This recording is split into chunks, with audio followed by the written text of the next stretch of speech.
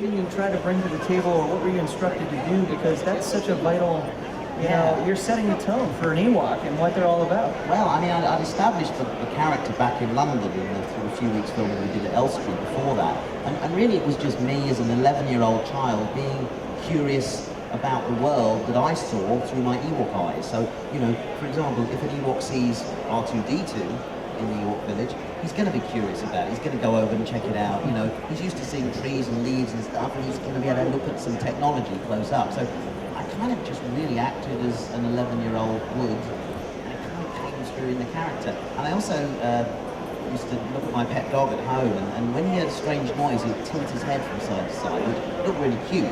And I started doing that as Wicket, and that kind of looked cute as well, and it sort of worked. So I combined my pet dog with my own sort of 11-year-old curiosity and personality, and that's the character of Wicket for you. And you did this with no acting experience whatsoever?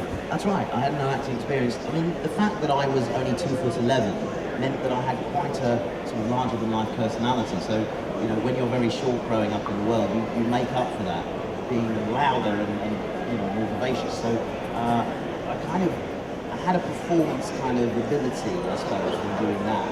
But yeah, it just came very, very naturally. Now, I gotta ask, what did Princess Leia or Carrie Fisher actually give to you to eat? I'm always curious about that kind of thing, because only you know. So. Well, it looked like a piece of styrofoam. It tasted like a piece of styrofoam, but in fact it was a rice cake. Okay. Right. And the tongue that you see coming out between Wicket's teeth there is my real tongue. It's not a kind of prosthetic special effect. That's a bit of me in the movie, basically. But what I did with the rice cake, I had to kind of stuff it through the teeth, and I didn't actually eat it. I could get away without eating it. And when they took the head off, all the kind of rice cake would fall out that had been kind of building up inside. Not a rice cake fan? Not particularly. I mean, I hear they're healthy. But, so what were the challenges actually working in the costume? I have to assume it was somewhat kind of limited with what you could do. It's the vision is the main thing. I mean, it's very hot. Yeah. Although at 11, I didn't seem to mind the heat. I was going to say, every picture that I see, like post-production photos, you're just smiling the whole I time. look fine, don't I? Yeah. And they used to call me the ever-ready Ewok because, you know, when everyone else was flaked out wanting a break, I'd be like, you know, what are we shooting next? And but yeah, seeing out of an Ewok costume was almost impossible because the eyes were tinted orange, so everything had this kind of orange glow, like very dark sunglasses. And as soon as you put the head on, the heat from your body would mist up the eyes.